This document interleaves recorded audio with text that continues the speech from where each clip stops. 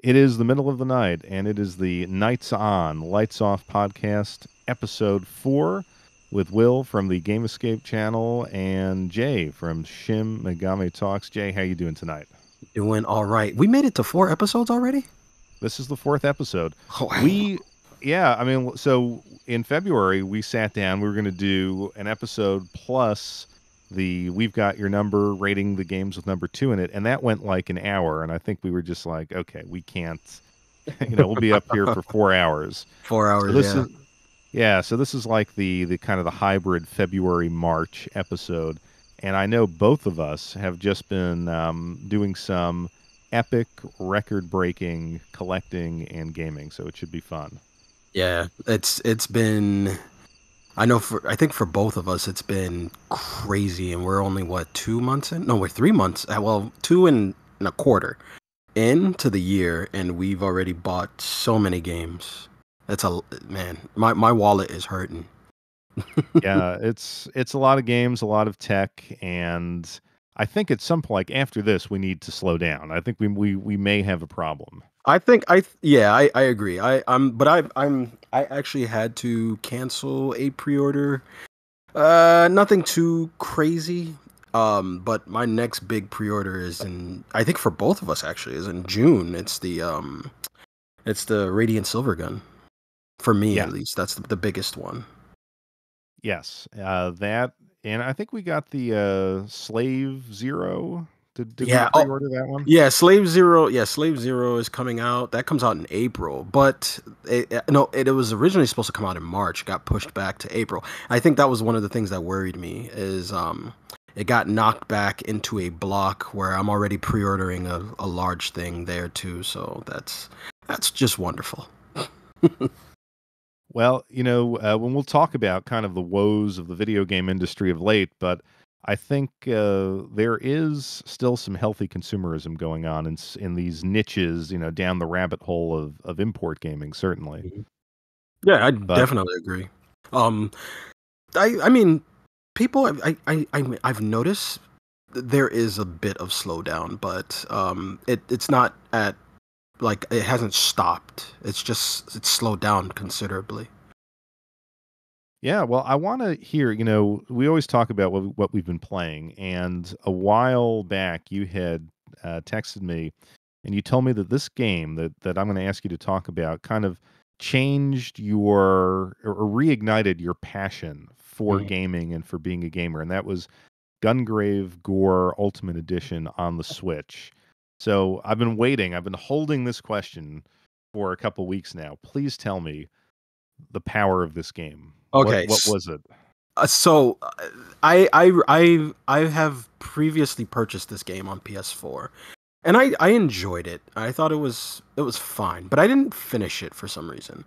But I decided to get the Ultimate Edition because I was just like, I feel like I should probably grab this because usually when you have like a fixed version on a Nintendo console, that's kind of weird. That's kind of out of nowhere. Usually it's the other way around. You get it on a Nintendo console and then it's fixed for the PlayStation. But they fixed it for Nintendo, which was very strange to me. So I bought the game anyway, like an idiot. Um and I was playing it and I noticed that they fixed the camera angle because I remember before it was like really close. It was like it was basically hugging Graves' just shoulder. It's just very close, and I hated it. But it was still fun to play. But I noticed that when I was playing this game, I like I would look up at the clock and like 3 hours went by. I was like, man, I gotta go to bed. And then I would go to work the next day, and then immediately when I clock out, I would come home and I would play it again. And I would keep playing it and keep playing it. And I just noticed that I just kept playing this game. Now, the thing with Gungrave Gore is that it's not superbly patched or fixed, or it has some buggy graphical problems because it's on the Switch, but it's such a blast to play that I couldn't help but keep playing the game. It's been so long since I've played a very fun PlayStation 2-esque game. that was just fun. It wasn't trying to be groundbreaking. It wasn't trying to be, run of the mill AAA gaming. It was just fun, and I missed that. It was kind of like when you were explaining, Super Mario Wonder to me, and I was playing through that, and I was like, yeah, these games are just fun, and that's the thing with Gungrave. It's just I like to call Gungrave the edge lord angry simulator because he just looks angry. He runs around with two giant guns, and his casket turns into a rocket launcher. It is the funniest thing. It's just fun. You need to try it. You need to buy it. Wait, I think you did buy it. Yeah, I have it. Well, I did buy it on the Switch. I've not opened it on the Switch yet, but I have it. I think it's the same game that was released on PC, right? It's Yeah, the it the is. PS4 version. Hmm. So I played that. Now it's an interesting observation you make. Yeah, the camera was so close, like comically close. Yeah. And I thought that was just the aesthetic, but yeah, you are right about it capturing that certain PS2 era game where, you could go into a GameStop, pick something off the shelf, and you would get something that was fun, even if it wasn't groundbreaking. Hmm. And it was funny because I played that last week actually when I was sort of testing things out on my new computer. I was like, oh yeah, I downloaded that. Let me see how it plays. And yeah, it's just kind of like it's almost like a corridor walking simulator in a way, Hmm. but what happens in those corridors is so over the top. It's a Yes. it's a very, very fun game. Yeah, it's really cool too because it does that it does that classic PlayStation 2 game, like I would say classic PlayStation 2 run of the mill kind of thing where at first the game is very corridor heavy and you're fighting the same enemies, and at first you feel like you're getting bored with the game, but then like the level ends and then there's like an intermission where you can take Gore to the lab and you can upgrade his skills and you can do new things, and then there's like a combination of doing new things, and then the levels kind of change because eventually you kind of make it out of the city, and then all of a sudden I kept playing and I was in the jungle, and I was like, oh, okay, so the game does open up later on. But it's just that esque of just having fun with a game that I missed because before I was playing a lot of games and they just kind of felt very samey, I guess. I bought a lot of, I would say, especially on the PlayStation 4, a lot of the games started to feel kind of the same. And when I popped in Gungrave Gore, it felt refreshingly fun. I guess that's the way I can put it.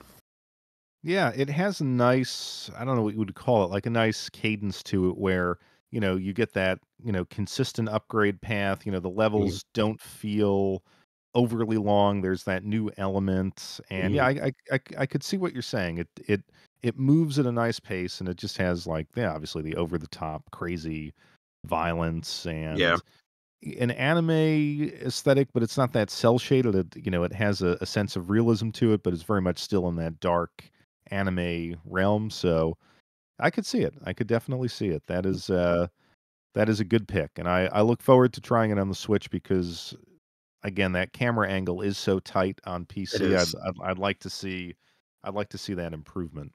That it's funny that you mentioned the cell shading thing because I actually found something in the menus in the Nintendo Switch version. You can switch the graphical style to cell shade. It doesn't look great, but there is an option for that if you want that more cartoonish look.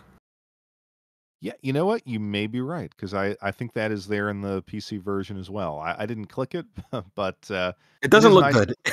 good. It's nice that they give it to you. Yeah, yeah.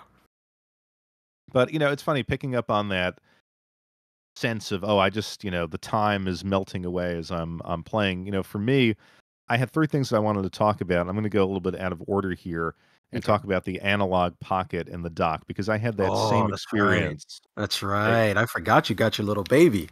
oh yeah, I love this thing. It may be one of my favorite systems of all time. In the short time that I've had it, and it's funny, I was so prejudiced against this when they announced it because I said to myself, okay, it's a cool looking upgraded Game Boy, but I've given away a lot of my Game Boy games, and the only games that I have are like a couple of the ones that I have loose that I still like or that I rebought, and then I have a lot of sealed Game Boy games, which I'm obviously not going to open. Open, never. Yeah. Yeah, so I said, to me, why would I pay this, I mean, it's not super expensive, but, it's 250 with shipping. Plus you have to get the dock, so, all in, you're looking at like 350, 375. Mhm. Why am I gonna buy this for something that I'm really not going to use for the physical media? And I just missed the first wave, second wave, and then I read somewhere that, oh, you can load ROMs onto it, and they have what they call the open FPGA system, where people write cores and actually create. I guess essentially, I'm not an expert at this, but they're actually like reprogramming this device to work like a Genesis, to work like an arcade cabinet. Oh, wow. And so you load up like, well, one example was the Capcom, was it CPS2? Yeah, CPS2 and CPS3. Yeah. Yeah, well, they don't have CPS3. They have CPS1, 1 and 1.5, 2? and 2. Yeah. Okay. So I loaded up Street Fighter Alpha 2. Mhm. And I mean, I'm playing this thing through the dock on my LG OLED television. I'm like, my God, this is the best that I've ever played this game. It feels so different than just playing like a regular ROM. That sounds fantastic. And it I was fun. It was funny too, because when you get this thing, like there's a program that will update like your SD card with all of this stuff. And I didn't even click on CPS2 because I'm like, "Ah, I just wanna I'll just emulate the games, like, that I have in my closet, I'll start there," but it put everything on this this Wow. SD card. I have to get this thing ASAP because CPS2 is I feel like is a staple for, us old school gamers. Um I used to play I used to download something called Final Burn Alpha. I don't know if you remember that. It was like a CPS2 emulator that all the kids back then used to have, where you could play all the Capcom games, Alien versus Predator, Marvel versus Capcom, and all that stuff. So this sounds fantastic. This sounds right up Yeah. my alley. No, you will I mean, you will absolutely love this thing, and, as a Game Boy, so, like, when you do put a Game Boy cartridge in, like, it gives you that green screen, like, it's so authentic to the feel of the original Game Boy, but, of course, with, like, 10 times the resolution Mm. on the screen. It can do Game Boy, Game Boy Advance, Game Boy Color. It can basically do every single console up until the PlayStation 1 era. And like I said, when you use the emulation on it, it is absolutely perfect. Like, if you're just getting into emulation, I'm sure, RetroArch, which I love and I still love, I think it's a great platform, you can feel the difference. It may not Mm. be for everyone, but if you've emulated probably as long as we've had, you've never played one that feels this crisp. Yeah, because And finding something that crisp is really hard, especially for back then, for games back then, for that size of monitor. yeah, and I said, like, you have to get the dock because the dock kind of opens it up. It's not the greatest, D-pad. The buttons, like, it's fine for just playing Game Boy in bed, but when you're getting into arcade fighters and stuff like that, you're gonna want it on the big screen and Right. using a different controller. But it's, I mean, I thought to myself, like, if I went back to 12-year-old me and I handed this device to myself in the past and I said, hey, here's this Game Boy, but by the way, it could play all the consoles, Neo Geo, everything. You could play it on the device, but if you plug it into this magical thing and connect it to the television, you can play all of the consoles on one television. Oh, and by the way, the television's 50 inches. Like, this would have been the be all end all Yep. system. And I found myself just kind of like laying in bed and playing this. And like you said, the hours are melting away. And I'm like, okay, I have to stop. I have got to stop and go to sleep. And I have not had that feeling in a long time. Um, it's That awesome. that's the best thing is when you get that rejuvenation of just the fun factor is just out the window. That's how I felt when I was playing the Gungrave game. It's exactly what you've just experienced. It's all of that, Yeah, man. and I loved it so much that I bought a second one, Oh my god. and it just arrived, and I had to buy a second one because, the dock, for as great as it is, it's not the best designed as far as, like, getting the console into it. So it's very hard to, like, line up the plug, and the USB-C can kind of, like, scratch the bottom surface of the analog pocket. So I'm like, "Well, I'll use one for the dock, and then I'll use another one, just to play in bed." And I wanna have both for posterity because these analog products kinda go out of stock, and you never know when they're gonna Yeah. get back in. Well, it's being run by that one guy. If I, oh wow, I think you bought the last one. I'm looking at the website now. They're all gone. Thanks a lot. Ah, Thanks a lot. Well, hey, but all they're the they're docks are very there. popular. Yeah, all the docks are there, but the pockets are gone. Um, but man, that's awesome. Yeah, they'll restock it because I was reading that, like, this is their blockbuster product, Hmm. and a lot of people are enjoying it. So the next batch, like I said, get yourself one, and I will send you a very magical SD card where all of it is set up already. All you got to do is plug it in, and you'll have all the games and CPS 1, 2, and 3, all the arcade stuff. I look forward to that. I feel like now we're moving into into a future that you basically this is the road you're probably going to have to take anyway with all the, you know, it feels like they're getting rid of all the physical stuff anyway, so I feel like this is a good route to go down. Yeah, and I feel even though most of the use case for this is not going to be physical media unless you have like a massive Game Boy collection. And Right. let's face it, you're most people are probably going to, find ROMs and load them up and experience the games that way, but it plays like physical media. It is Right. indistinguishable, the ROM from the Game Boy cartridge, and I've tried it out. Like, now that I have both, so I'm gonna put the actual physical game in one, I'm gonna load up the ROM in the other, and there is absolutely no difference. Mhm. So I have a quick question because I'm scouting their website now because I'm super interested in this now. So what's the deal with this pocket adapter set? What is this? Is it Well, like a like a what do you call it? Like an EverDrive, I guess. I've Almost. if I recall, it is like the slot on this thing only accepts, Game Boy, Game Boy Color, and Game Boy Advanced, Mm. but the adapters allow you to, like, play physical Game Gear games, physical Uh, TurboGrafx games, very cool.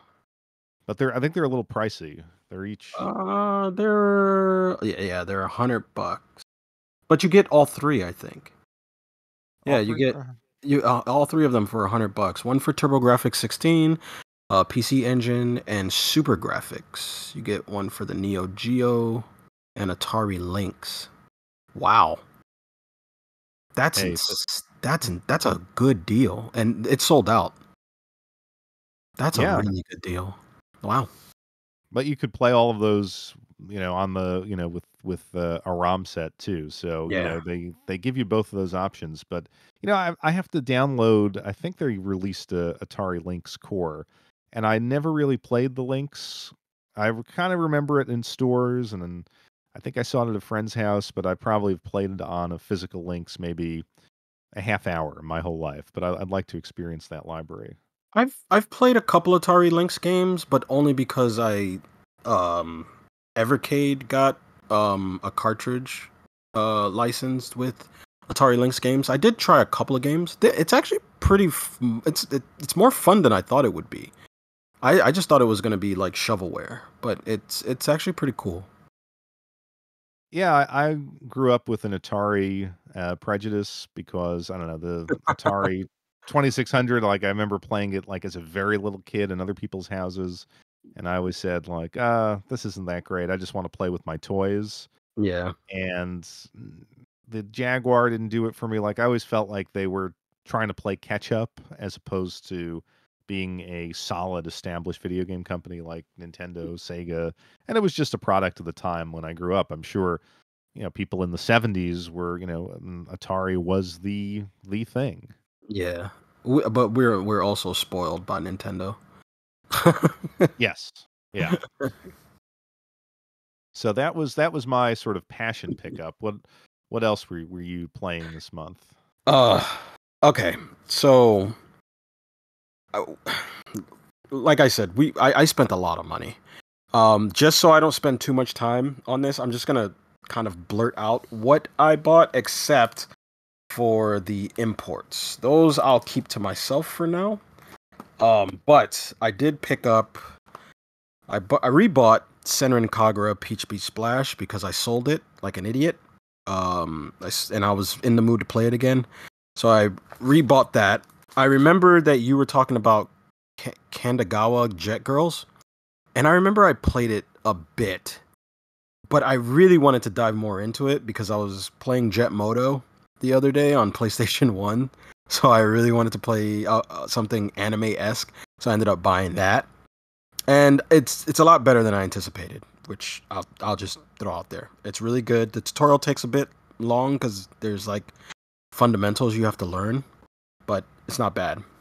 Now, one of the best buys that I've purchased so far that I have to talk about that I thought was great, and it's a game called Trinity Trigger, and I sent you a picture of that. And I bought it. You did you buy it? Good. Yep. Okay. You haven't played it yet. Have not played it, but it's okay. It's in the collection now. Trinity Trigger is one of the most if there was ever a sleeper hit of a gem, this has to be it to me. Trinity Trigger is so fun that I've been swapping that and Gungrave back and forth. Like when I feel like I've done enough levels in Gungrave, I'll pop in Trinity Trigger. Trinity Trigger feels like Secret of Mana, but just it's done so well and nostalgically pleasing to the eyes. It's so good. I can't wait for you to play it. It's really good. On top of that, I did buy Silent Hope, which basically comes in the same box as Trinity Trigger. It's also published by Marvelous and Exceed and all that stuff. But Silent Hope is kind of like a dungeon crawler, more akin to like I guess it's like a dungeon crawler version of a Secret of Mana. And I haven't played it yet, but I did hear about that. Which I hear is really good. Next, because I don't want to spend too much time talking about these games, because I want you to go next. I did pick up Sproutfold, Shrouded Insanity. Did you hear about that? I did not. Well, okay. Not. So I think it's Sproutfold. I think that's how you pronounce it.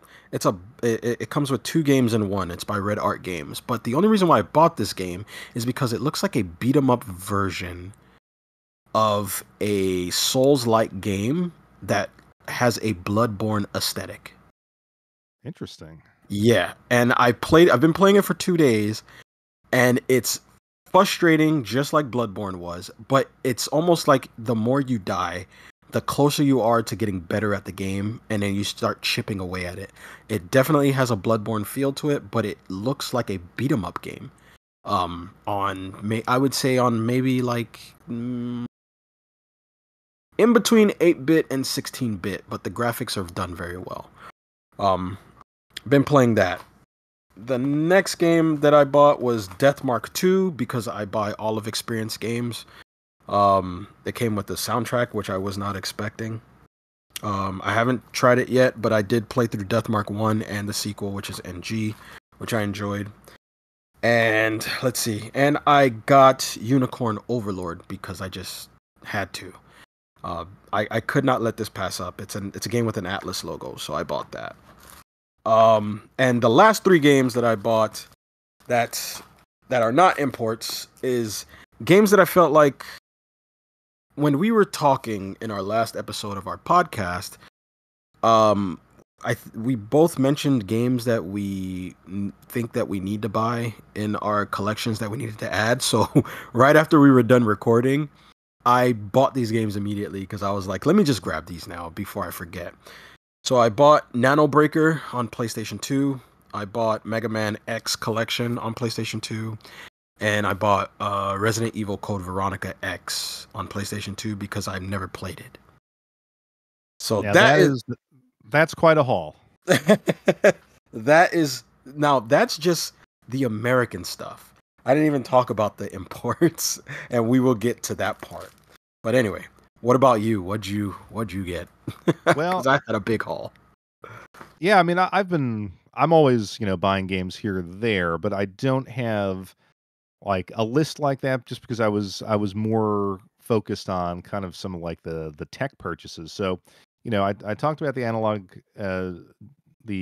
pocket in the dock, Hmm. and I picked that up because I was trying to get the RetroTink 4K. This is what I was going to be like my major purchase. Hmm. And I was online, I think it was like early December, and I could not buy it. It dropped and their website went down and I was out of luck and I was so depressed. I was like, "Oh man, this was going to be the piece of tech that I spent the first half of the new year with."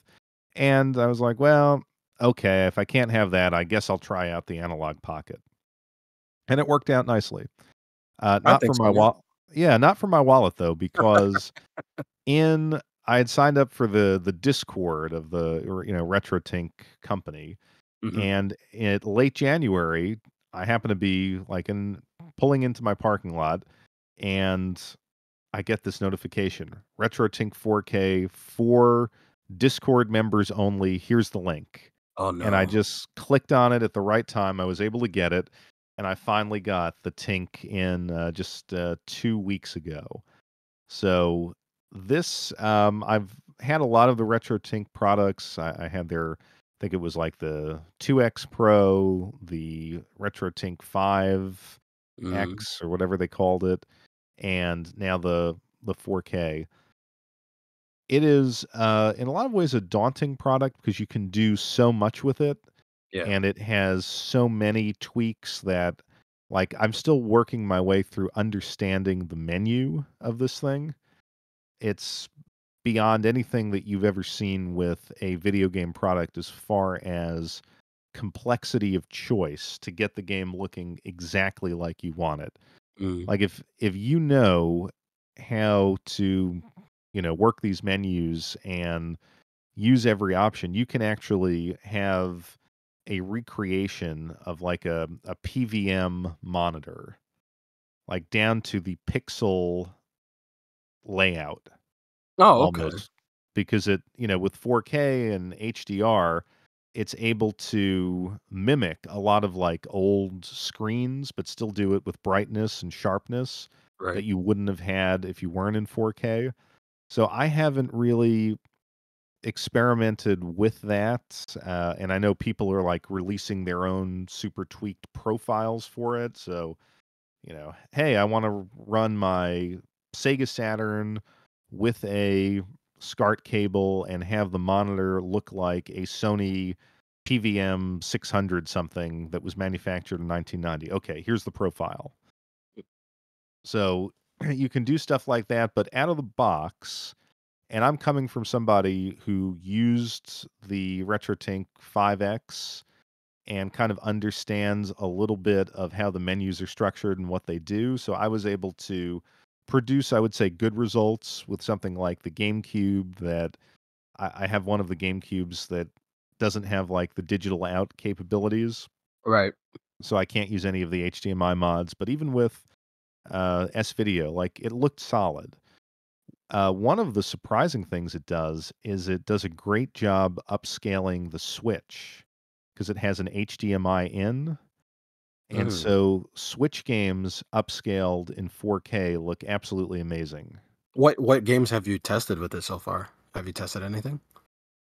Well, for the Switch, I was kind of testing, what was it? It was the Pokemon Arceus game. Oh, okay. How'd that And turn out? well, it looked very good because that game to me when I played it initially. I mean, and I actually really enjoyed that. That's one of my favorite Pokemon games that I've played.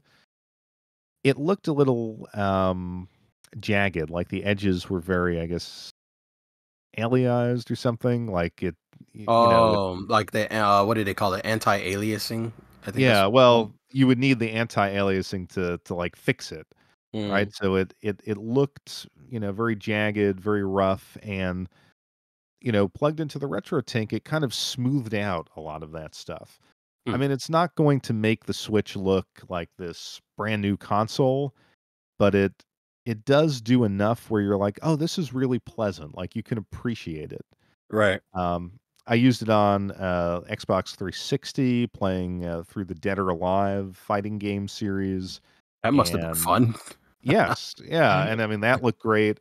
Not X Men. What was the Street Fighter Cross Tekken? Oh, okay, Uh, yeah. Yeah, I you remember know, that. that was fun.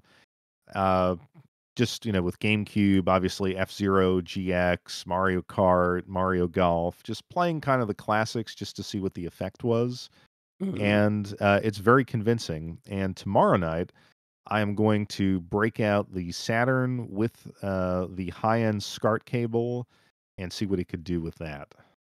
That sounds amazing. One thing that I would love to see, because the RetroTink kind of works like the FrameMeister, right? Yes. One thing that I've always wanted to see, because I don't own any of that stuff, but I've always been interested in the FrameMeister. I just don't want to spend $500 on one. And how much was the RetroTink? If you don't mind Uh, me asking, or do you want to keep it that a was secret? uh, it was 750. Oh my god. Yeah. And to my wife Oh, who does listen to this, I'm told, oh I apologize. It was Christmas money. man. Oh my god. Okay, well, it's the graphical fidelity was worth it. If you do, when you do, if you still have your Dreamcast, and I would love to know how Fantasy Star looks on that.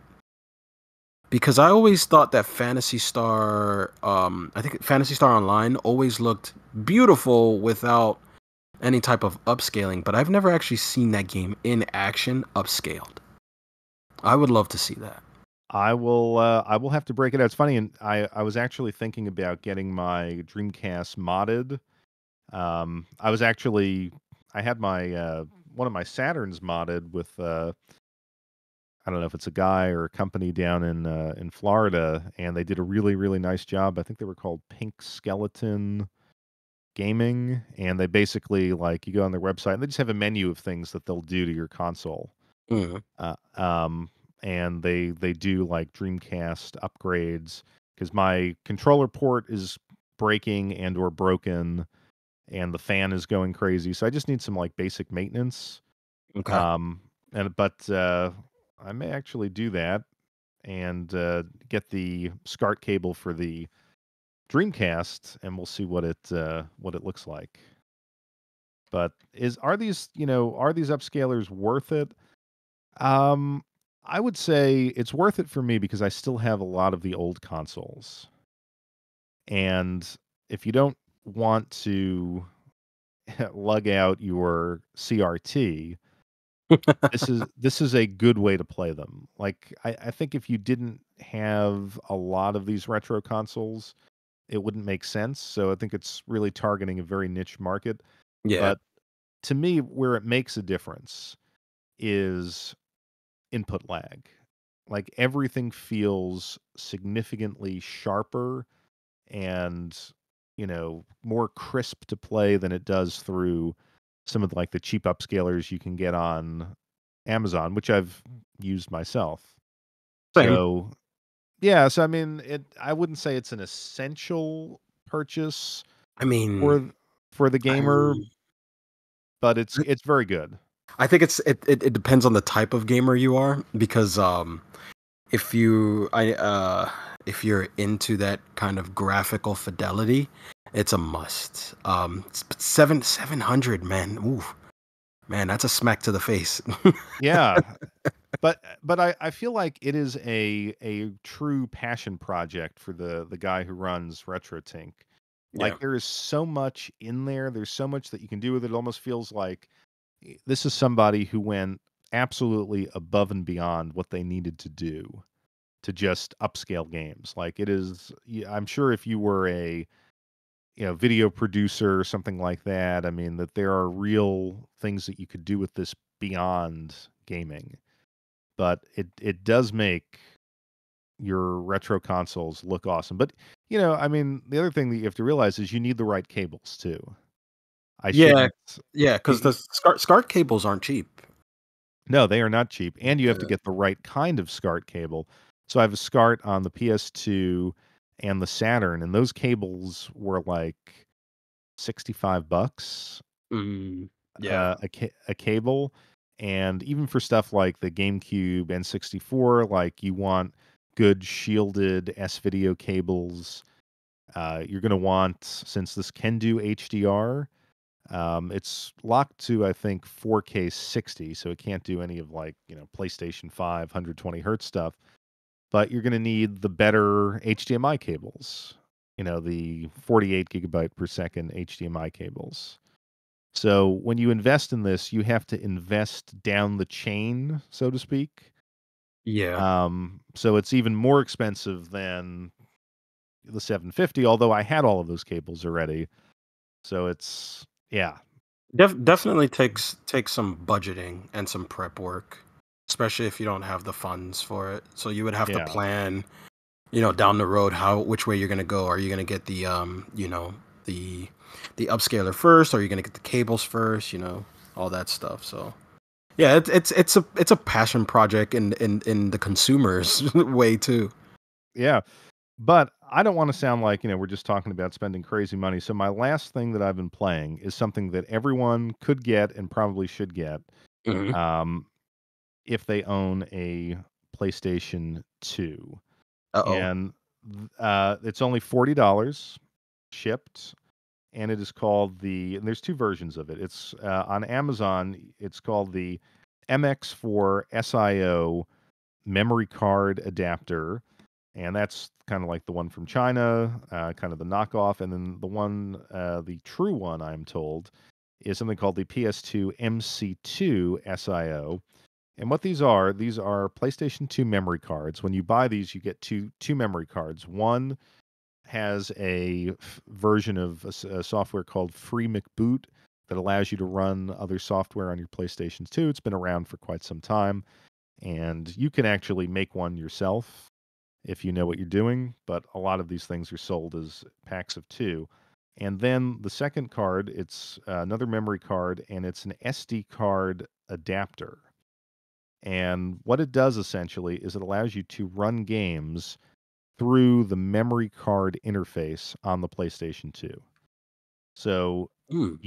you can take, and this is what I did because I was in a kind of like a PlayStation 2 fix for, I would say, most of January. I imported a silver Japanese PlayStation 2. I've always wanted that. The PS2 Slim with I that remember that. satin silver. It's just Yeah.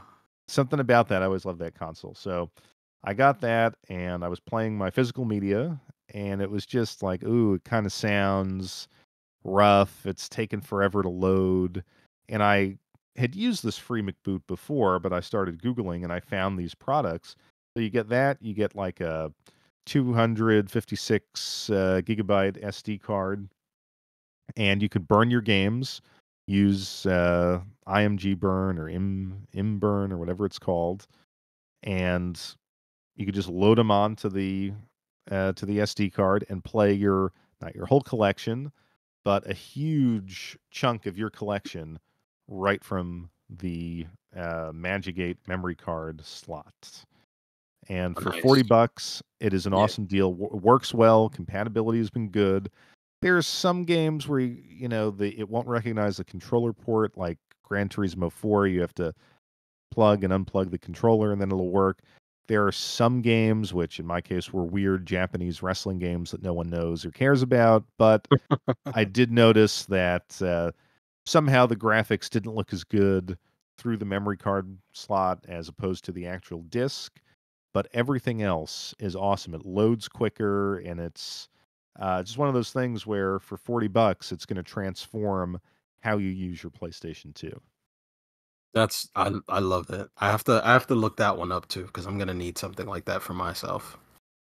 Yeah, and I would suggest getting the American-made one, which I think is from the actual developer, is not sold on Amazon, and I am blanking on exactly. Oh no, here it is. I think it's from a place called Helders, Helder apostrophe S Game Tech, Mm. and I think he's the guy that originally developed this. And his stuff is a little bit more reliable in the sense that with the Chinese knockoff card, Mm-hmm. sometimes it wouldn't recognize your games and you'd have to like pull out the SD card, insert it back in. Um, but his seems to work flawlessly. Okay, So sounds good. I'm gonna have to leave this RetroTink website before I do something stupid. I don't know. All right.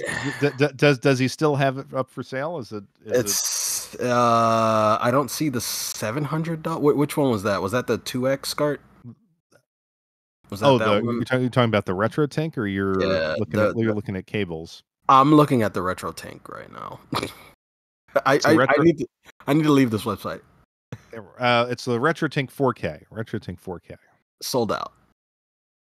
Well, I think that I Sold was out. reading they're doing another drop like in a maybe And tomorrow. tomorrow. Yep. Tomorrow.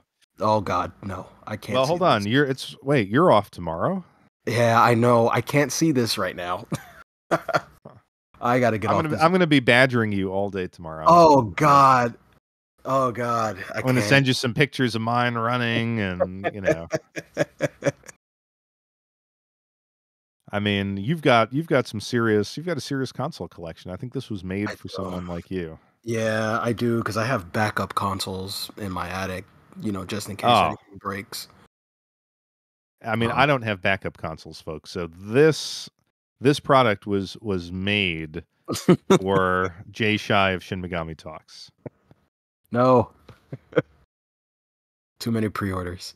What's next on the list? Yeah, well, it's crazy. It never stops. But I know. I know.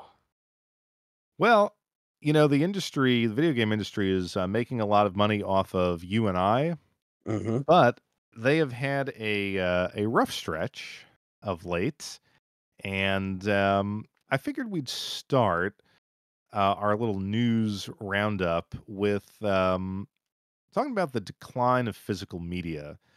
You had sent me a couple of interesting articles Yeah. and videos. One of which was, I guess this channel is called Reserved Investments, and it's a guy who kind of looks at the antique industry and collectibles industry, Yep. and he was more or less saying that. Um, with the decline of like the brick and mortar shopping experience for kids these days, there is really going to be no market for video games as a type of financialized collectible. And there's not going to be that nostalgia out there. He basically said that, my generation, your generation, we saw the wall of games when we went into Yeah. Toys R Us and software, et cetera, and things like that. And our collecting is an after effect of that advertising to children.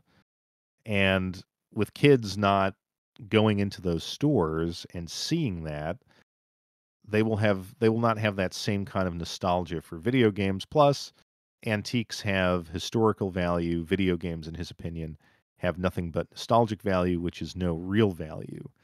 And I'm not sure to what degree I agree with that. What was your take on that Um. whole Well, video? with what he says, I kind of agree in certain aspects, and I disagree. I do. I will say this. What he said is kind of true. Like video games do not have a historic value. Some of them, but there are some that do. If you're a part of that market, I would say. Let's say like a game, like a game that was once on the market, and then all of a sudden it gets liquidated. No company is allowed to sell it anymore. Then it gets blacklisted off of like digital media. That means that whoever has that single copy of that game, or who, all the people who have that game, that's the only way that you'll be able to ever play it again. There's a few games that's actually happening to now, where they're delisted, and physical versions of that game is the only way you'd be able to play it. One that just comes off the top of my head is Transformers Devastation, I think was one of them. That was the one made by Platinum. That Oh that yeah, yeah. that's a game that was delisted, but if you have it physically, then you're fine. A lot of the licensed games are going to be historically sought after, especially between collectors. But I do agree, because with with what he also says about the closure of brick and mortar stores, there's a lot of stores closing. Um, because I I I I it's a combination of things, right? So I think it's a combination of people don't have the money. A lot of collectors are putting their money in things that matter, like food, family, you know, trying to survive the next week, which is, a normal thing. Then you have the collectors that, I hate to admit it, are like us, or any of my friends, or any of your friends who are also collectors.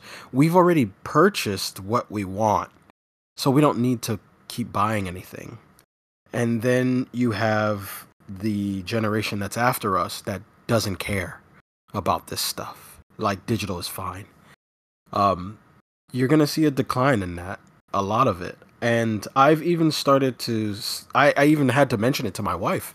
I said it's weird, because all the places where I used to go and pre-order all my games, and import stuff, usually the games would sell out, so you would have to pre-order them as fast as possible. Now the games would release and they'll still be in the store. A lot of them are still in the store now. People overseas aren't buying. No one has the money, or they're just tired of the hobby. Um, I think for a lot of people too, what happened was, and I think a lot of people forget about this part. Um, when you say, what year would you say was the collecting hobby bubble, like at its height, like 2013 on YouTube? Yeah, I was going to 2012. say 2013, 2014, I think. Okay, around there, where you had, what was it, Mike Rolfe, or James Rolfe was his name, Angry Video Game Nerd, or Game Chasers, stuff like that was at its height. I think that there was a lot of, uh, I don't want to, I don't want to say it like this, but this is the only way I can kind of pitch it. Is there was a lot of posers in the community that was buying up video games because they were collectible. It wasn't because they were into buying video games. It was, or playing video games. It was because this is the new thing that everybody's doing, so let's hop on the wagon. And I think somewhere down the road in like 2016, 2017, a lot of those people started selling their collections, and it made everything go so high. And a lot of those games don't even matter now. So a lot of those people are gone. So even when I went and bought Nano Breaker on for PlayStation 2, that used to be a $50 game. I purchased that game, and I was shocked that I got it for $17. So that kind of tells you that certain things are happening around. And I will say this: I don't know how it's going to recover, but I think it's going to be up to the community to make it kind of stay within it what it is now, or get better. I mean, I think those are absolutely fair points, and I think I can see where he's coming from, but I take issue with a couple of things. Hmm. I think what you said was accurate. Like, once a game disappears from a service, Hmm. um, it becomes sought after, it becomes expensive. So that is the benefit of physical media. So I think as long as there's like a use value to these games, they will still command some kind of a price. People like video games, and if they can no longer buy it digitally, or there's talk or hype about a particular game being very good and you can only get it in physical form, then I think for certain games the prices will be there and the market will be there. Um, and your point about it's up to the community to foster the passion for collecting and to make it better. I think that's so true. Um, because while young kids these days don't have the experience of going to a brick and mortar store and Mhm. seeing games and buying the games physically that they like to play. The one thing that the internet is really good at is encouraging and intensifying hyper Yeah. consumer behavior. Oh, yeah. So, okay, the kid didn't go into a Toys R Us, but when he or she sees somebody sitting, with a wall of games behind them talking about how awesome this or that is, and social media marketing will change, and I think the influencer gamers will kind of see, where they get the most traction. And so it's going to exist in that realm of online influence. And I think people will still be buying stuff. I don't think it's going away. It's not going to like completely fade away. I No, think one of the oh, no, go ahead. continue. I'm sorry. Oh, I was gonna say that I don't think it's gonna completely fade away, just like what you just said. I don't think that that's gonna happen. But I will say that I do think that there will be some sort of I w- I think that there would be a decline for sure. Um, only because I feel like a lot of kids. I wouldn't even say it's a lot of kids. I think it's just a lot of the generation after us are not collectors. I think they're more, they're more consumerists. They see something, they spend money on it, they use it for the time that they need it, and then they kind of dispose of it. They don't they don't really hold on to things. They just kind of get rid of it once they're tired of it. It's kind of like the way they treat their phones, you know. Hmm. They buy an 18 eight, a friend of mine just bought a $1,500 phone, and I'm just saying, like, yeah, a lot of kids buy stuff like that. They buy $1,500 products, or their parents get them $1,500 products. A year goes by, and they want the next $2,000 product that comes out just to stay in line with what's trendy. I don't think that video game collecting is trendy anymore. I That's like true. it's what they're playing is what's trendy. They play it because it's a trend, and then let's move on to the next trendy thing. Yeah, I mean, I think that's true. But I'll give you two anecdotes, one recent and one not Yeah. so recent. That's O- kind of you know gave me some hope. So the Okay. recent one, my wife asked me to. We had some like clothing to donate and stuff like that. So there's like a church, kind of like community center place, and we sometimes like bring stuff there to drop off. So it was a fairly big load. So I go in and they had this little storage room where you could drop it off. And I was in the, was in there and I was talking to the guy who runs the place and dropped my stuff off. And there was like a teenage boy, maybe I don't know, 15 years old, and he's like, "Oh, can you help me pull this old TV out of the storage room? I need to use it." Mhm. So, okay. So, I help him sort of push this. It was like on a cart, wheel it out, and I said, why do you need this television? He's like, "Oh, well, a couple of us are meeting here. We're playing Gran Turismo 3, and we need an old television for the PlayStation 2." Oh, wow. And this other kid took out the PS2 from his backpack, and he's like, "Awesome," forget what the kid's name was. "Hey, you found a CRT."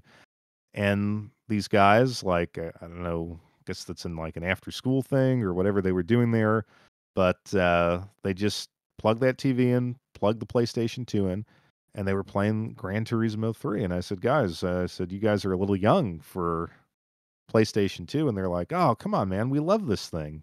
This is our favorite game. That's And I, awesome. yeah. That is And awesome. That gives me hope. yeah. And then it made me, in the context of this discussion, think of one of my best friends who's the baseball card collector. And his holy grail was the Mickey Mantle rookie card, which I think was a card from 1952, or I think it was 1952. And now he has no connection to Mickey Mantle. That's, generations ago, but it is seen as one of the great cards, and thus he had to have it. And in the off chance that his wife ever hears this podcast, I'm not going to say what he spent on it. But I think it shows that, like, for certain people, like, collecting is the passion. Yeah. And if they have an inclination to enjoy video games, they might be pushed in that direction. And there may be that next generation who's not going to want everything, who may not want the wall of games, who may not be as, like, crazy as you or I, where we want, no, this game is mediocre, but there's something cool about it. We're going to buy it. It could be worth something. Like, but they may go for 50, 60 of the all-time classics. But Yeah. I think they're gonna wanna play them, and so I think we still have to have a way to play the physical media.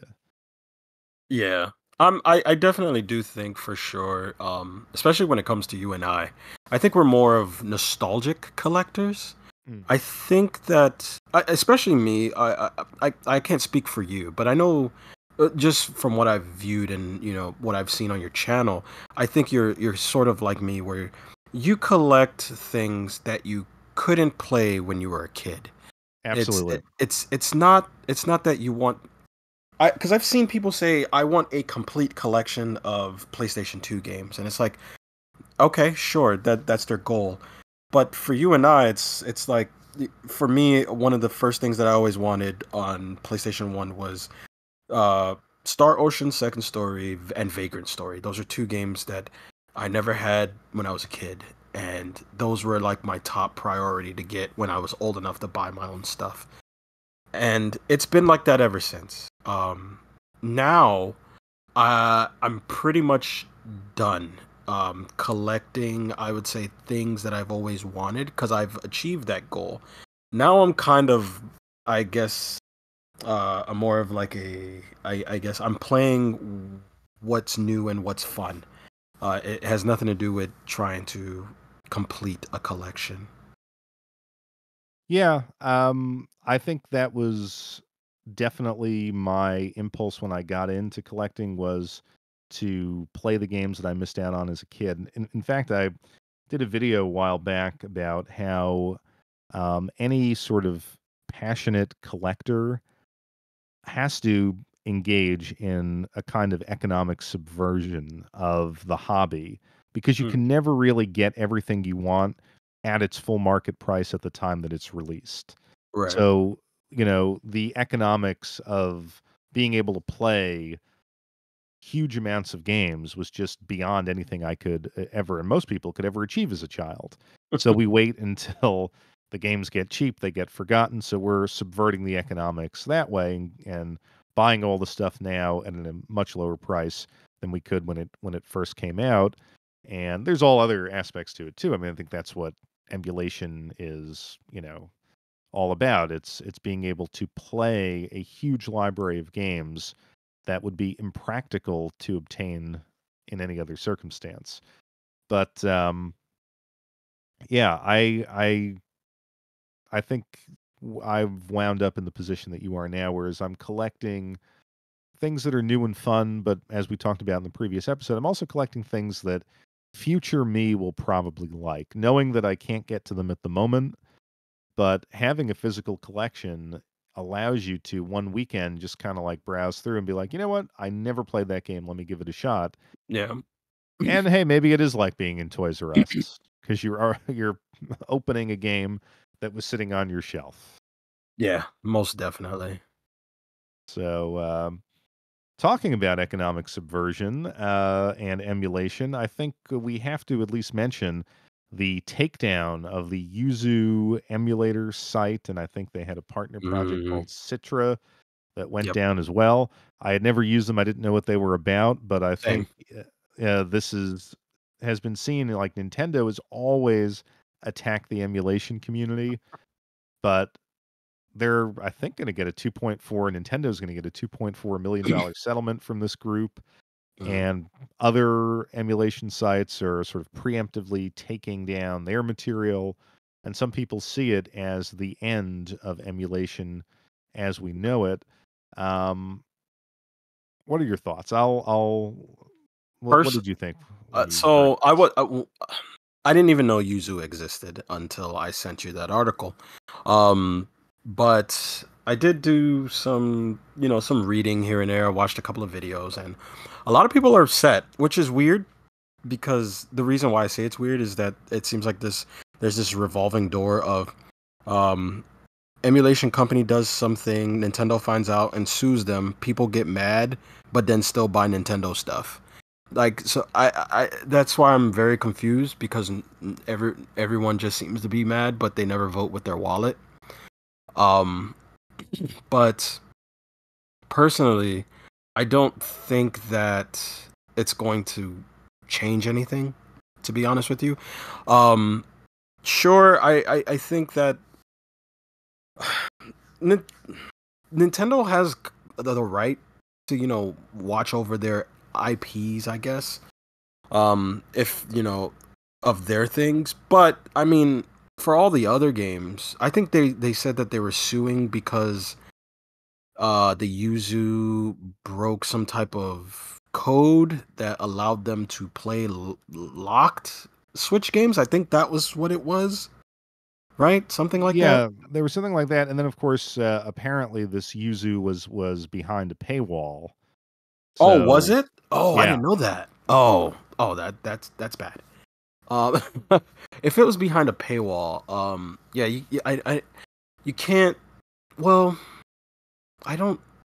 This is a weird thing because the I'm kind of cut. So I do understand what Nintendo's doing, but at the same time, it's like preservation. But Nintendo deserves their cut because you're profiting off of their stuff. Um, Now the thing is that Nintendo can do this as much as they want, but I just think that it's just gonna allow four more emulation things to just pop up and just take its place. I don't think that emulation is gonna go away ever. With the amount of hackers you have in the world, I just never see that ever happening. yeah. I mean, I think I was reading like the successors have already gone online. As far as the Switch emulation goes, I do think that the settlement that's going to have to be paid is a very aggressive amount. Two Um, 2.4, yeah, that's yeah, for an individual hacker, group of hackers. Now, apparently, they can pay it, so they were making money off of uh, this. But I well, think yeah. when penalties like that start coming down to the small teams or the small Mm, individual who's working on these emulation projects as a labor of love, um, I think that's going to change it. And I don't think it's going to be the end of emulation now, but it is an escalation of Nintendo's aggressive practices, like when they took down Emu Paradise. I love that yeah, site. I That was a love great, that place. That was a great place, yeah. yeah, and I mean, let's admit it. When you're emulating, you are not paying Nintendo or any of the other third parties who released games on the SNES. All And a right. lot of the times, you know what? Those games couldn't be purchased, or it's a fan translation that only exists as a ROM. Right. So it does remove an economic opportunity to sell you something, but on the other hand, a lot of those things don't exist. And I think we're good examples of people who have used emulation, and it really hasn't stopped us from buying. If anything, it has turbocharged, at least speaking for myself, my passion for games, and I've never really gone after like new stuff. Like I wouldn't think to like emulate the Switch, but I've certainly played games on emulation where I was like, you know what, this is a great game. I must get a physical copy. Yeah, I've done So that once or twice. Yeah. yeah, but what's really scary is if Nintendo wants to uh, really amp up the pressure, it's to go after the individual downloaders. Now, I'm Hmm. not exactly sure how that might happen. Like, I seem to recall back when torrenting was big, they'd hire companies to like, Yeah, stay in the torrent as peers and like connect to you and then see what you were torrenting. And you used to get letters from your ISP. It didn't happen to me. It happened to a friend of mine. that's There weren't, unfortunate. yeah, there weren't financial penalties attached to it. I don't think it was just kind of like a stern legal warning. But what if, you're downloading something from the Internet Archive, which seems to be the home for all of this stuff now? What if they demand the records of all the users of the Internet Archive and their IP address, and they try to go after and fine anyone who's ever downloaded a no intro ROM? Like Man. we're living in an age where that type of stuff is possible because we have the online surveillance to do it, and I think that would end emulation. See, the thing is that, and this is why I always say that um the scariest thing to me is people, mostly because they're unpredictable. And one of the things that I would say is that if that should ever happen, right? I just think that people, especially gamers, would just think of a new crafty way to emulate. Like Yeah. every time there is something that tells you no, you can't do something, there's always a way to get around it. They're always gonna find a way. Whether it started with what, Napster, then you had LimeWire, then you had BearShare, then you had torrent ripping. Like there's always going to be something new that But someone's going to create. by the way, that you giving that list, basically you described my entire sort of high school and college. Same. I used all Yeah. of those: BearShare, Napster, LimeWire. What was the other ones? There was something like Frostwire. I don't remember FrostWire, but I did use BearShare a lot. Oh yeah. When I was a kid. uTorrent. There's so many, like, and that's just torrents. Then you have what, different emulating websites, whether it be what do you got? Coolroms.com. Cool ROMs was good. MU Paradise. Then you had Arcade at Home. There's so many different ones. And then after you couldn't do any of those emulator ones, then they came out with the Pandora's Box. Then you have the Raspberry Pi. Yep. People are always going to make a new thing to combat a corporation. They're always going to do it. So people are getting mad at a corporation when they know that later on they're just going to come up with something that combats everything that the corporation just did. So that's Yeah. why I'm not too worried about it. I think some other conglomerate is just going to come and take its place. I mean, look at Crizids that creates Ever drives. I mean, he found a loophole. I mean, he basically creates carts for all the consoles you need, but he doesn't sell you the ROMs. He just says, "Hey, I have these carts. You got to get the ROMs yourself." But they play on your consoles. Like, there, people are gonna find loopholes. Yeah. No, I'm not too worried about it. and even if it gets to like, the dystopian internet surveillance, we'll do I think it was reading an article in Cuba, like when they want to get like American TV and stuff, they Hmm. have human couriers who bring little thumb drives from house to house, and you just order it, and every so many That's months you get a new thumb funny. drive, and it's got all the TV from America and stuff like that. So yeah, I mean, there's always going to be something there, but I love the heyday of emulation, and I'm kind of sad to see it kind of be threatened, even if it's not going to go away.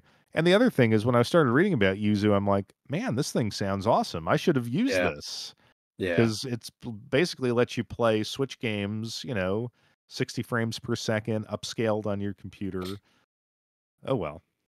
I think I think Um, I think what's gonna have to happen if another company wants to if a company wants to be like Yuzu in the future, they're probably gonna do something more underground esque where I would I don't want to go this dark, but I'm just putting it out there as kind of like an example. It's like dark web kind of thing where they would have to go into in the underground, and it's you have to kind of search for it and find it kind of thing. Yuzu was just all over the place. It's weird because I didn't know about it until this whole thing came out though. that is funny. Like the dark web. Imagine like in 20 years, like you and I will sort of like be in a dark alley, and a guy in a trench coat is like, "What do you want? You want fentanyl? I You got here for Switch some games. girls?" Yeah, I'm like, no, no, no, no. I need the emulators. Or what like akin to what's that movie that Keanu Reeves is in? Johnny Mnemonic, where you kind of carry the data in your brain. Oh yeah. Uh, We'll be like, biohacked so that the entire Nintendo ROM set is, yeah, man, it's gonna be all in our kinds of retinas. craziness. Yeah. And we'll be the first one lined up for that black market surgery. Do what you need to do, doc. I need Saturn games in my fingernails. Oh That was man. hilarious. Well, and to round out the news, talking about dystopian, well, we were talking about a dystopian future. This is a slightly dystopian reality, job losses in the video game industry. We've been Yeah, following this for the last couple of months. And I guess the latest one was Sony, who laid off about 900 people. Sony Fairly, was it Sony or Microsoft? It was one of them. well, they both, uh, They I think both had massive Microsoft, layoffs. Yeah. yeah, Microsoft was in January. I think Sony was like late February, early March, where they Hmm. laid off. They had laid off people last year. I mean, a lot of this starts last year and then moves into this year. Yeah. And I was doing just kind of a quick search online.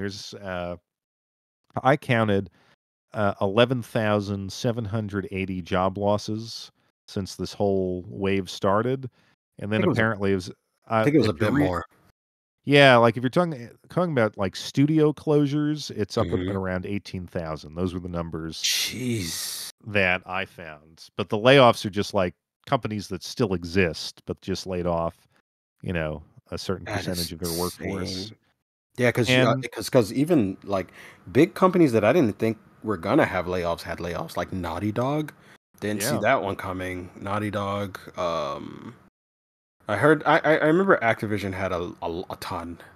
Activision, Volition closed. It was yeah, a lot crazy. EA has had a lot of layoffs. Hmm. Unity, I mean, there are a lot of these, and then like video game adjacent types of platforms like Twitch, even Discord. Oh right, yeah. Had their layoffs. So, I mean, I think a lot of people are talking about that this is the start of the video game crash. Hmm. I don't know if I buy that, but I do think we're at this inflection point where companies and I think players as well are like, is this triple A model a sustainable model? And I think that's a fair question.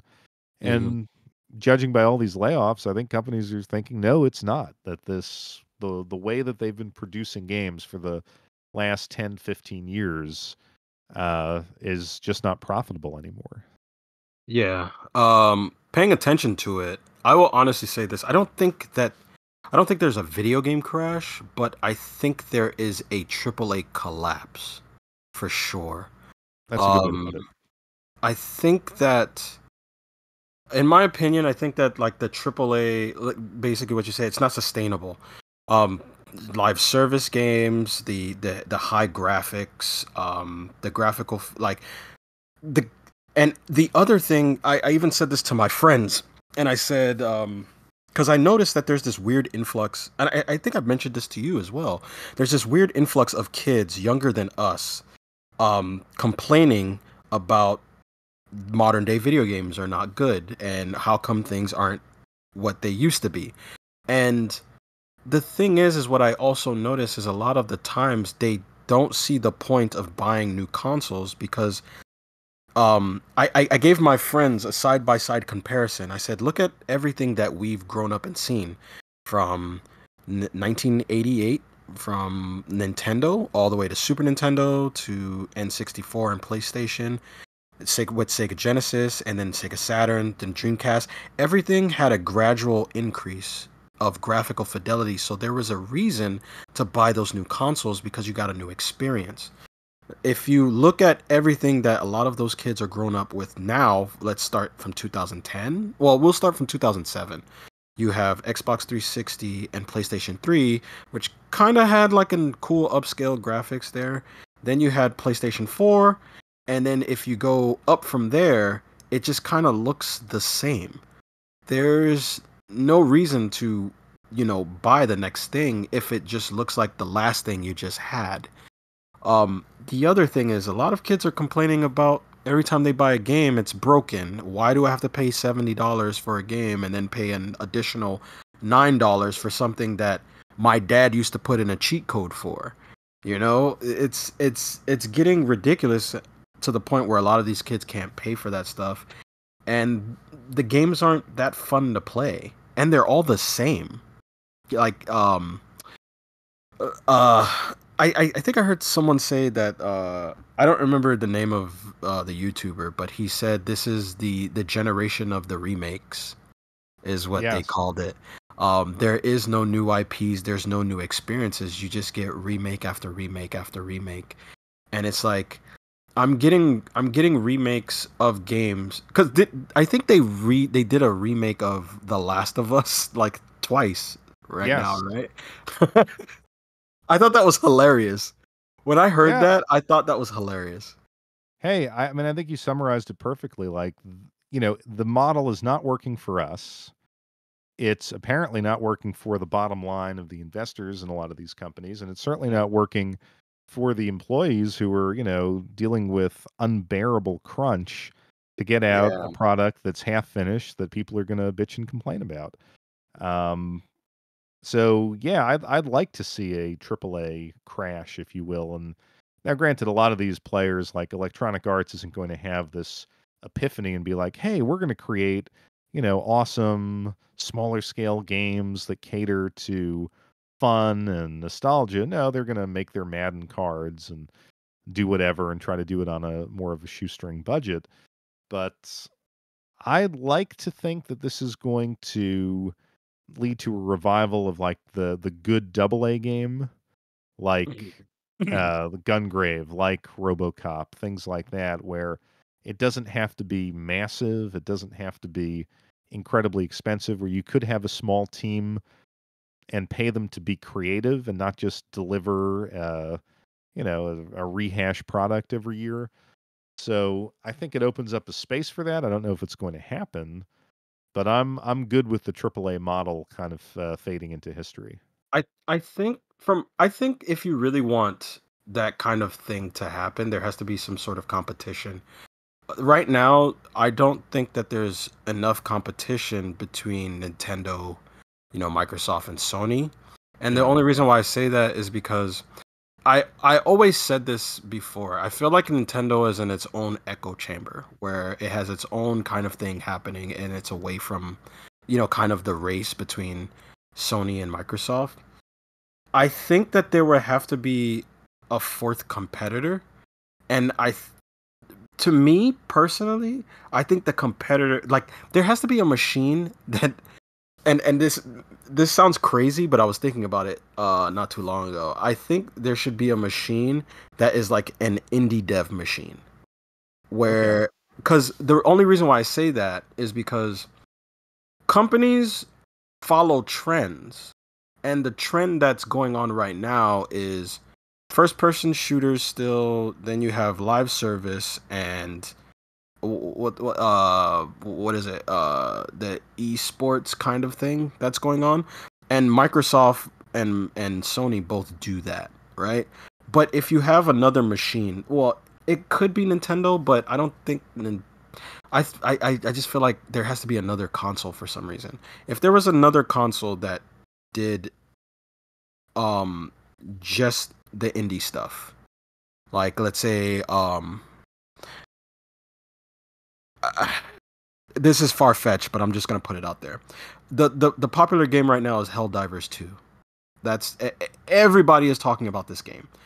Imagine if there was a new console that had a bunch of indie titles and Helldivers 2 was on that console. Everybody would probably want to buy that console just to play Helldivers 2. But you have all these other indie titles that people can try out, right? And what happens is that those Microsoft and Sony looks at that console and is like, we need to start doing what they're doing. Because that's basically what happened back in the day. When Nintendo came out with their console, then Sega made the Master System and then tried to compete head to head. And then later on, they kept going, and then the third console came into the race, which was the Sony PlayStation, and it took 3D to a whole another level. When you add an unsuspecting variable to what everybody feels is the norm, and it starts to win, it starts putting every other console around it on suicide watch. I've got the console for you. Tell I me. know what the console is. Please It tell me. is. If you say Analog Duo, I'm gonna disagree. No. It's not much as I love it. I'm not going to say that. Okay. I'm going to say that Steam needs to resurrect, or Valve needs to resurrect the Steam machine. I don't know if you I remember I this. I do remember that. I do agree. I do. I think so. The problem with that is, um, this Steam has all the games that all the other consoles have. That's the only problem. It But they needs, do have the indie stuff. I mean, they do have which is true. Yeah. and they have, games at, obviously all different price points. I think they need to, when that stuff originally came out, I actually bought one of the later ones. It was the Alienware. They had these little, it kind of looked like an Xbox, but it was Yeah, I remember. an I remember. Alienware computer, like R series. And by Yeah. that time, it was using Windows, and it wasn't the same thing, but it was part of that trend. I think you go back to the drawing board. You create a Steam machine like in the model of the Steam Deck. The Hmm. Steam Deck is capable. It's a beautiful piece of hardware. It's running it's running like their version of Linux, but it's kind of interesting. You have all of these other consoles coming out, and the Steam Deck is still neck and neck with the MSI Claw and the Asus Rogue Ally, which are way more powerful because Hmm. they got the right mix of hardware and software. And developers are targeting the Steam Deck as a platform. They're saying like our game's gonna run well on this. So as a consumer, if the Steam Deck is the only thing you have and it says verified, like you're gonna have a good experience. So what if Valve released for, I'm gonna say, 350 their As a box? as the price. Yes, Yeah. 350, Okay. 400. Maybe it's got to be 400. Maybe Hmm. I'm No, too 350 is optimistic. good. 350 is good. And it's going to do 4K. It's going now. Maybe this is too insane, but let's just say it targets 1080p 60, Okay. but it's a solid 60 frames per second. It feels quality on the screen. You let your TV take care of the 4K upscaling if you need that, and you have a great controller, not the Steam controller from 10 years ago. That thing is a little odd. I just found mine, by the way, and the batteries still worked 10 years later or 8 years later, whenever that thing came out. But you have a high quality controller, and you give people the chance to play the indie games, the smaller games. Plus, if it's like the Steam Deck and developers, AAA quote unquote developers, are creating a profile for this Steam machine, then you know that you can also play the latest games. Okay, it's not going to look as good as a PlayStation 5 or PlayStation 6, Hmm. but you can still do it for, 200-300 bucks less. Yeah. Yeah, I think that could I can work. see that. Yeah, I think it could work too. The Plus, other it does thing all your streaming and all that stuff. You guys got to have that. the other thing that I think is also a problem with the industry too is that there's an oversaturation of video games. There's there's just too many video games coming out at once that I think a lot of people's funds get spread too thin. Um when you really dive in and you look at all the games, like I'm just throwing this out here. I'm not even gonna go on Amazon because Amazon has the same problem. But I'm already on let's just say Play Asia.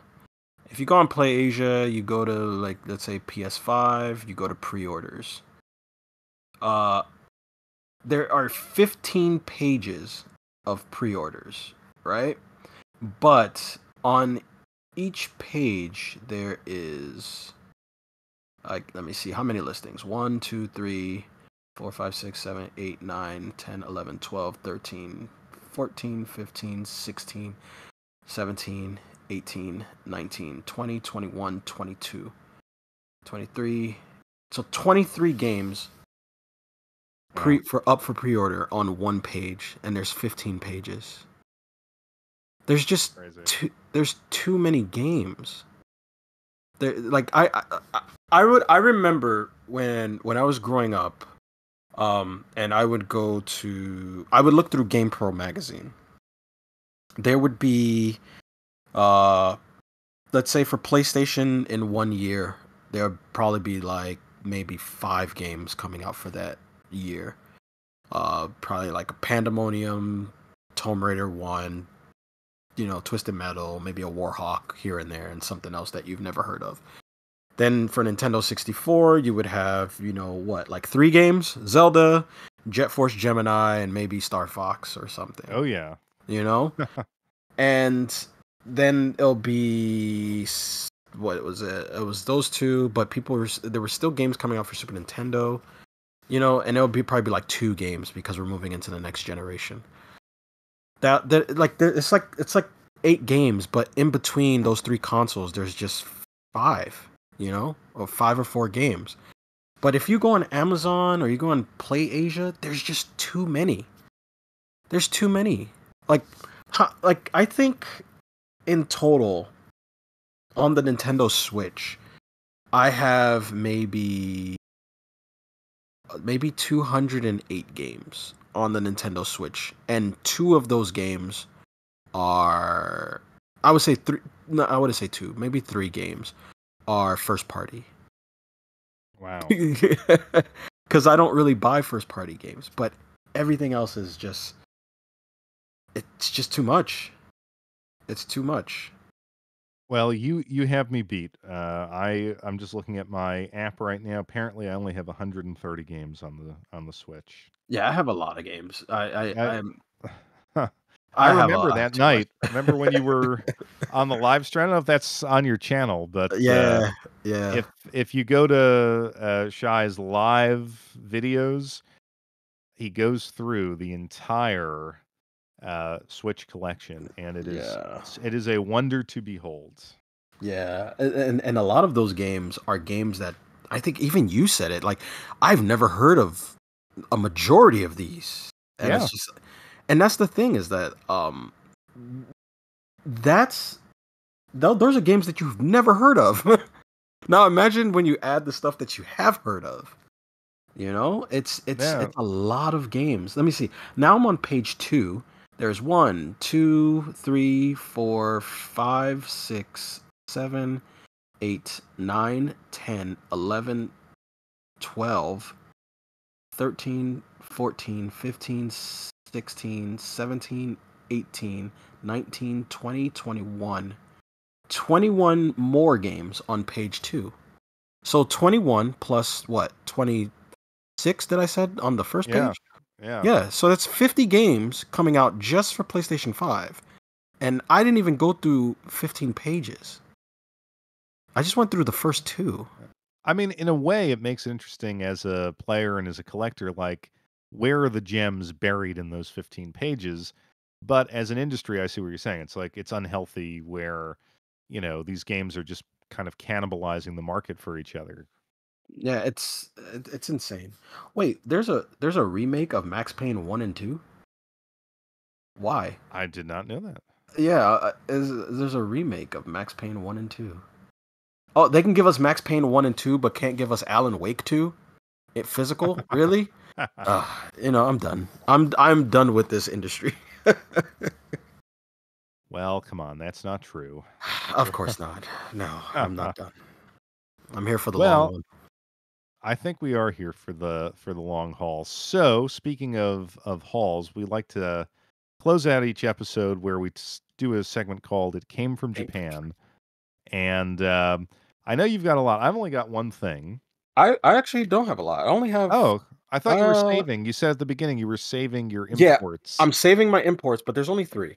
There's Oh, only 3 okay. imports. It's not that bad. Yeah, since I went first last time, you can go first this time. Yeah, I mean, what? Now, granted, I have been importing quite a, a number of things, but I'm only going to go with one because it's so I, unique. It's the Fate Link PS4 Special Edition, and I have, I believe, this game on the PS Vita, and it's kind of like one of those, I don't know what they're called, like Muso games where you're beating up huge oh, yeah. I know swaths of of this. enemies, but Yes, it yes, yes. within a typical kind of like JRPG. So it's not a bad game, but Yeah.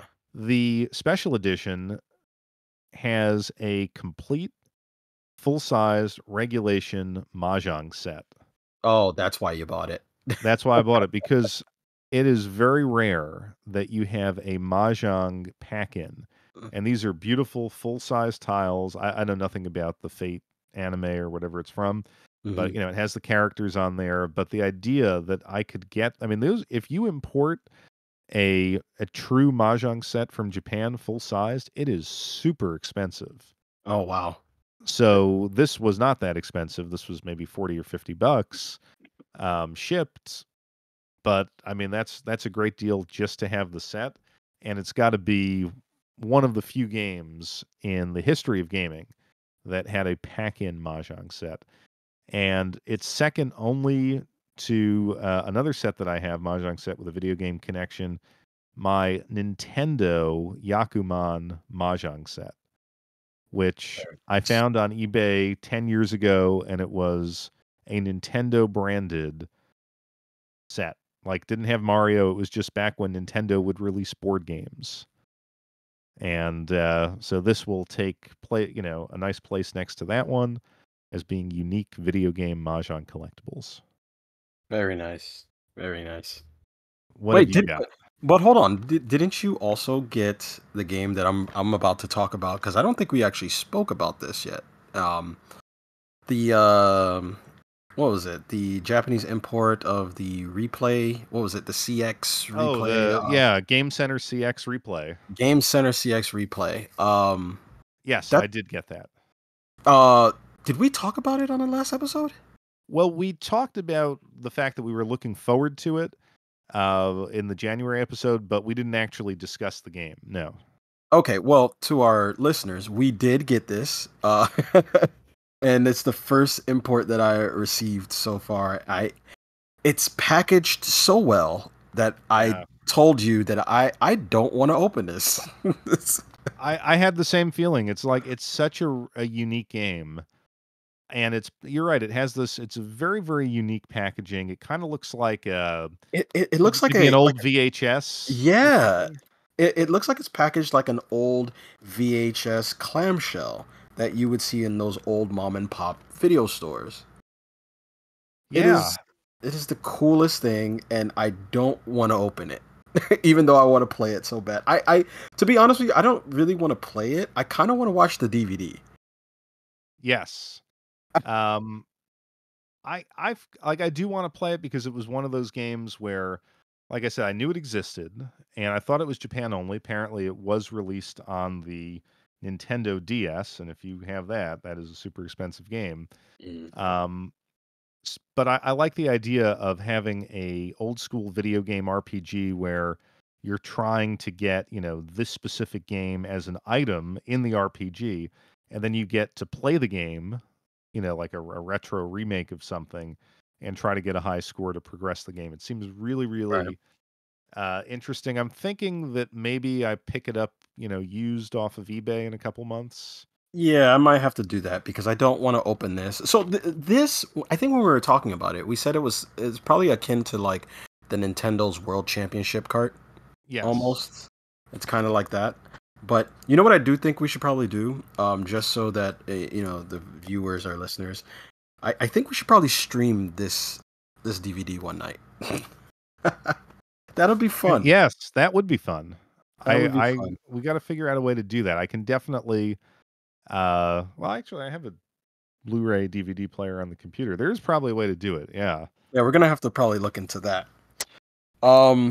Next is an import that I picked up that I was not expecting to enjoy as much as I did, but I'm also kind of terrified by it because it's Japanese horror, or I think it's Korean horror actually. Um, it's a game called Dreadout. I did pre-order this Dreadout 2. It's a sequel to another horror title on PC, but they released the sequel on Switch, and it came in a nice limited edition that I had to purchase with a nice box. Acrylic figurine is inside, soundtrack, and some other little goodies. But it plays like Fatal Frame. Oh, okay. But the character uses a cell phone camera instead of her like an actual camera. It's pretty creepy. Personally, I think it's actually more creepy than Fatal Frame. Because it has that it does a very good job of never pulling the control out of your hand. And the way that I can explain that is that there's a moment where I was playing the game and I walked into a classroom. It's even worse because it takes place in a haunted school. I walked into a classroom. A student was hiding in a locker, and as I was talking to him, I just wanted to make sure that nothing was creeping up behind me, so I noticed that the game was still in my control. When I rotated the camera to look behind me, there was a spirit in the window staring at me. Huh. And I'm looking at this now. This game does look very freaky. it never takes control out of your hand, and I respect that. Because when a lot of the times when I'm playing Fatal Frame, it would take control out of my hand and to show me a cutscene, so I never felt terrified of anything. But this was creepy, because it does that. It does suspense very well. It builds tension very well because there's no music. It's just sounds of crickets, and you can hear the light box going off, and it's done very well. So I'll give it that. You are making me want to buy this game immediately after this episode. I did not hear about it. I think you need to buy it. It is like I always tell people, is that horror titles are always in low print. They always sell out, and you'll never be able to find them again. I think you should buy it. You should buy it and just never open it because I know you're not a horror guy. Yeah, although it's on Steam, so I can do the thing where I buy it on Switch and play it on Steam. Yeah, you could do that. You could do that as well. My last game that I got, I've been waiting for a while because I'm a Gunvolt fan, and I pre-ordered Gunvolt Records Chronicle, which is, or Psy Chronicle, I think it's called. Yeah, Psy Chronicle, which is the Gunvolt Records game. It's the rhythm game. I was actually surprised by this because I expected this not to be as good as it was, and the game is actually played very well for a rhythm game. But I will admit that I am not a fan of the music, but I am a fan of the game. But it's kind of hard to play a rhythm game when you're not a fan of the music. The music is a bit, I would say, it's a bit too poppy for me. But it is fun to play for sure. but I've only played one rhythm game on Switch that I actually thought was superb and brilliant, and it was a rhythm game called Sidus Alpha, and that I thought was great. But there is another rhythm game that I need to get. I think it's called what is it called? It it's like a piano kind of rhythm game. I forgot what it's called. Nobi or something like that. I forget. But I need to get my hands on that as soon as possible. But I think you need to get Dread out. I'm just gonna say that. Hey, what is the formula? Horror, rhythm, and shmups. You know, Yeah, it's that's where you make your money. the formula, the formula is shmups, yeah, horror games, RPGs, and rhythm games. That's the Yes. formula. You look for those four titles and you get them, even if you don't. If you're a collector, collecting tips coming from Jay Shy, Jay Shy here. If you are a collector and you just want to collect probably for the future that you're probably never going to see it again, you always go RPGs, horror, rhythm, and shmups. Those are the four. I think that's solid advice. You just buy in those categories, folks, and you Yep. buy frequently. Yeah. 'Cause, Yeah. And if it and comes and if it comes with a one of those cheap what do you the Trinity Trigger kind of day one box, I think those are going to be hard to find in the future. yeah, that's interesting. The day one edition strikes me as a newer thing. I don't always remember that, but I certainly within the past like 10 years, I think it's picked up. Me personally, I think Metal Gear started that because that was the first game I ever seen with a day one edition anything. Really, like the Ye- PlayStation Metal Gear. It was no, it was it was Metal Gear. Wait, was it? Was it this? No, it couldn't have been. There must have been another game before Metal Gear 5 that had day because that was the only game I remember buying that said day one edition on it, and I was like, well, why? Yeah, I Why does definitely day have. one? I definitely have a few like day one editions, but it's funny. I didn't like it. I'm like, just have your just the regular edition. Then maybe you could do like the player's choice type thing. But Yeah. there's too many. Then you have the steel book, and not to mention all of the limited editions. But yeah, like what does the day one edition give you? I think It's like Trin in, extra DLC or something. I think in Trinity Trigger's defense, because Trinity Trigger is a $40 game. You're paying for the box, the game, the art book, and the soundtrack in the day one edition. I don't think that, to be honest with you, I think that the day one edition is the only edition because I think Trinity Trigger was printed in low quantities. Okay. Um, I don't, I because Xseed and Marvelous games don't tend to stay on the market very long. Once they're gone, they're gone. I don't. When's the last time you walked into any store and saw a Rune Factory game? You know, Yeah. Uh, they don't stick around. So I think that's what they mean. Like day one, you get this box and it's got all these goodies in it. well, hey, I'll take it. I feel like a couple of the other ones, like I have I think Ease 8, That's the best uh, one. the day one Well, edition. you have the day one edition. I think so. Oh man, I will pay you for that. But it wasn't in a collector's. Maybe I got it on eBay, so it would just on the regular box. It's like, oh, day one, but there's nothing special in it, or I didn't look in the manual to see if I could redeem anything, Oh, as that's far as DLC. right. I think I think the day one edition of Ease was just for collectors purposes because I have a copy of Ease that doesn't say day one on it. So Yeah, I think I think that was just for collecting purposes, but that was also NIS of America. That was when they were doing their thing. so.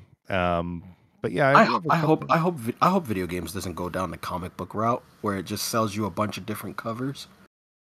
Uh, yeah, I well, the comic book route, the baseball card route, where most everything you buy is garbage except for one little gem that could be hidden in your pack. Like, Hmm. could you imagine if they did like a, day one edition, but one of every 500 will get this special collectible inside. Oh God. And then of course people would be like, well, now I'm not going to open mine because what if mine has that?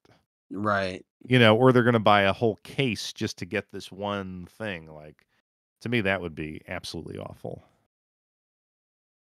Ugh.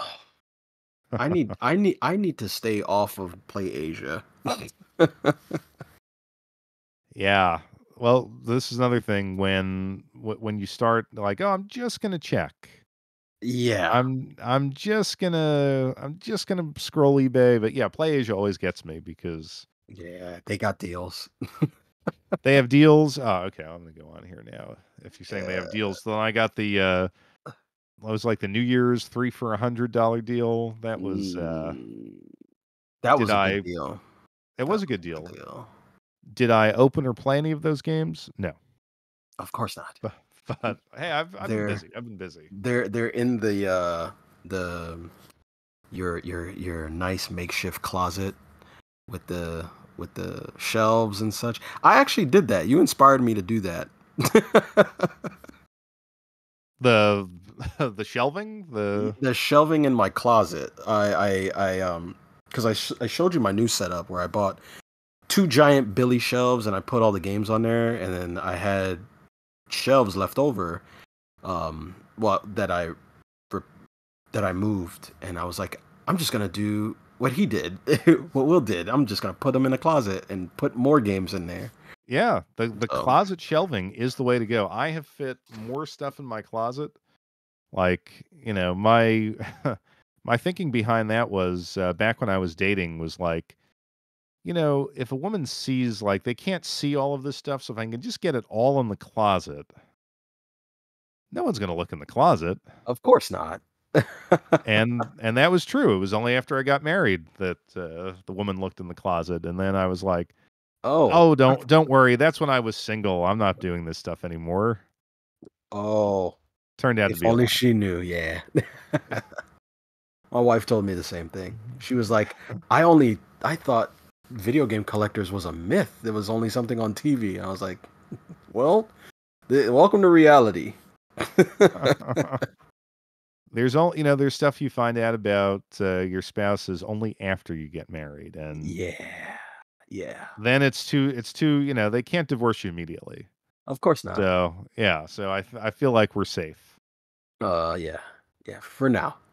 for now, and until they get the Q1 credit card bill, and then it's just like, oh Uh, yeah. So about that RetroTink, yeah, I was just thinking that. baby, I know you don't play video games or care about any of this stuff, but if you did, think about the slightly noticeable upscale you could get on the Switch. That is the greatest argument I've ever heard. Think You about wouldn't want you, the upscale. yeah. Think about the upscale. You wouldn't want me to go back to the originals, non-upscaled Switch. That is So horrible. yeah, in fairness to my wife, before she left, she was like, you know what? I think, but she didn't leave me. She's on vacation. As I told you that, now I realize I didn't tell the audience. Right. But she was like, let's play some games. You never asked me to play games, so it was like we were in the game room. She likes racing games, so we played Sonic and Sega All Stars Racing one evening, Oh and man. uh, and it was a lot of fun. So if you're married, play these games with your spouses, play them with your kids. Play it's really something that there they for can the whole actually family. Yeah, but Yeah. play something that they can actually play because Yes. my wife hates Sonic the Hedgehog because when we started dating, that was the first game I let her try, and she was fine in the first level, and then the second level happened, and she's forever hates Sonic the Hedgehog because she thinks that he purposely dies on purpose to make her feel bad. And she has never liked Sonic the Hedgehog ever since. But I will say this, my wife is very fond of Streets of Rage. So that's a plus. Well, she's a woman of extraordinary taste. Streets of Rage. See, my wife doesn't like the beating up and the fighting. Like she doesn't like that kind of thing. Blood. So we gotta go for the Mario stuff. The roof. Right. Like I said, she likes racing, but it's just something there for the family. Now, again, I'm guessing you'll know this. Like with kids, you don't want the kids actually touching. Like if you have like family members over who have kids, like all Mhm. right, guys, like let's wash our hands before we play the games. All right. I But well for the well the with the way I have my room set up, because let me see, I have two friends that have children, and whenever they come over, the only game that they ever want to play is Cruisin' Blast. Thank God, because when I put that game on, it has four players. It has four-player split screen. It's just watching them play something four-player split screen and having fun with it is fine with me. They don't touch anything else in the room because Cruisin' Blast is that good of a game. Cruise and Blast is awesome. Yes, That one's going to be rare, I think, because I think Raw so too. Thrills almost never releases on console, Yep, and that game is a brilliant, brilliant game. yep. I remember when I played it. Yeah, because that game is only available on Nintendo Switch and arcades. Yeah. And I remember when I was playing it, and I said, "This game is so good. For me, it is the new standard for racing games." Because I think that game is just so damn good. It's almost as it if they need a re-release of Hydro Thunder because that game is just as good as Hydro Thunder to me. Hey, I see. I would even say it's better than Hydro Thunder. I I, really I like. yeah, I do too. Yeah, I have to take that back. It is better than Hydro Thunder, but I have such a nostalgic feel with Hydro Thunder. But yeah, it's so And good. I gotta tell you something.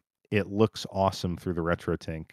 Oh my god, you The in this Hong retro? Kong level and the Um, Singapore level, with like that rainbow glass and all of that. yeah, yeah. It really, really, that's one of the games where you really notice the upscaling. Wow, I know what game I'm playing tonight. I was gonna play Yeah. Unicorn Overlord, but I gotta go Cruising Blast for tonight to end off the night. What am I gonna? I may just. I see the one of the analogs is on my bed. I may just do that. I'm still knee deep in it. So, well, I think with that, we've got some gaming to do. Yes, we do. So we will wrap up episode 4 of the Nights On Lights Off podcast. We'll be back probably in April with some more importing and some more trips down the rabbit hole, as it were. Can't wait for that. Yes, indeed. We will see you then.